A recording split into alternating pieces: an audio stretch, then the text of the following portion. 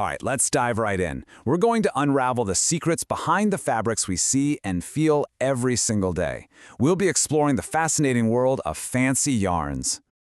Just look at these. I mean, they're not your average threads, right? These spools are packed with texture, color, and so much personality, and they are literally the building blocks of some of the most interesting fabrics out there. You know when you put on a super cozy, bumpy sweater, or maybe you've admired a classic tweed jacket and thought, how did they get it to feel like that? Well, the secret, it's all in the yarn. So what exactly separates a fancy yarn from a regular one? It really all comes down to a deliberately irregular design. So what that means is a fancy yarn is basically engineered to be different. Its main purpose isn't just about being strong, it's all about adding that visual pop and that unique feel to the final fabric. You know, for all their complexity, most fancy yarns have a surprisingly simple anatomy. They're usually made of just 3 key parts: a core, an effect, and a binder yarn. Kind of like a little team, right? Let's break down what each one actually does. Okay, first up we have the core, sometimes called the ground yarn. Just think of this as the skeleton of the whole operation. It's there to provide strength and give everything else a base to build on. And then we've got the effect yarn. Now this is the star of the show. This is the part that creates all those really cool decorative features. You know, the loops, the bumps, the slubs. This is where the fancy really comes from. And wrapping it all up, we have the binder. Its job is super simple but absolutely essential. It just wraps around the whole thing, kind of like glue, and it locks that decorative effect yarn securely in place. That way the whole structure holds together. Okay, so we know the parts, right? But how do they actually combine to create these incredible textures? Well, it all comes down to a really clever bit of engineering. It's actually a pretty simple process when you break it down. So the decorative effect yarn is fed into the machine way faster than the core yarn. And because it has all this extra length with nowhere to go, it just naturally buckles and twists and loops up. Then the binder yarn comes in at the end and just locks it all down. Simple, but effective. Now the key technical term here, and it's a big one, is overfeed. All it is the controlled difference in speed between the effect yarn and the core yarn. Think about it like this. You're trying to walk 2 dogs on one leash, but one is this super excited puppy that's pulling way ahead. All that extra leash has to go somewhere, right? It just bunches up.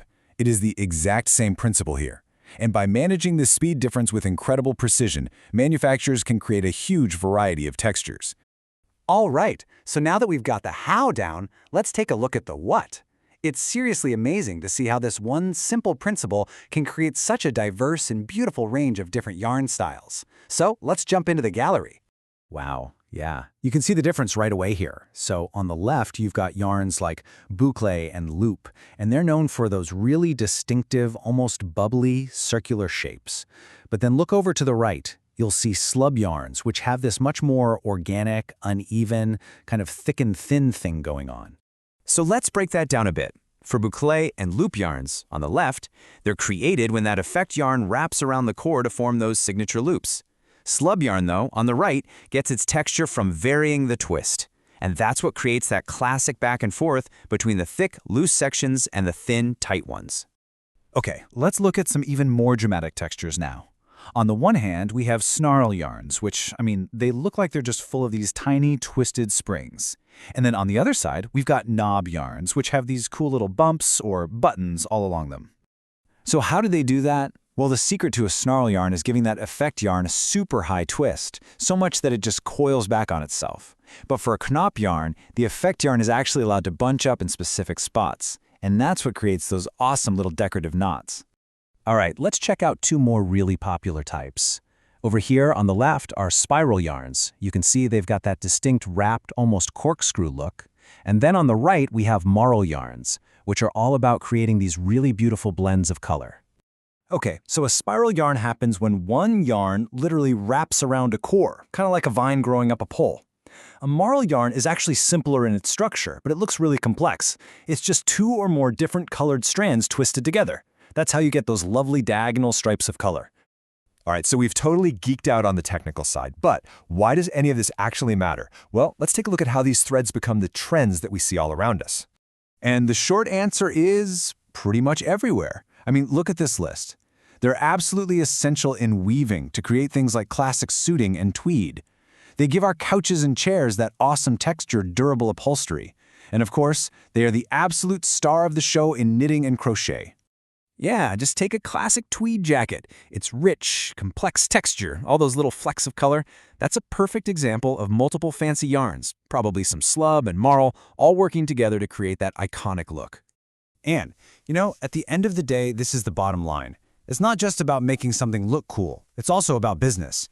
That extra visual appeal, that texture, it directly translates into a product people want more, which is often a more valuable product. And it's not just limited to clothing either.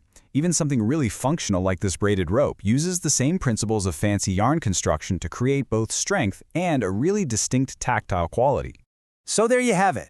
Now you know the secret behind all these amazing fabrics. It's all about controlled chaos, controlled irregularity.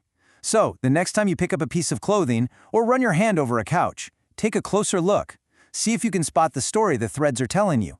What hidden textures are you going to discover out there?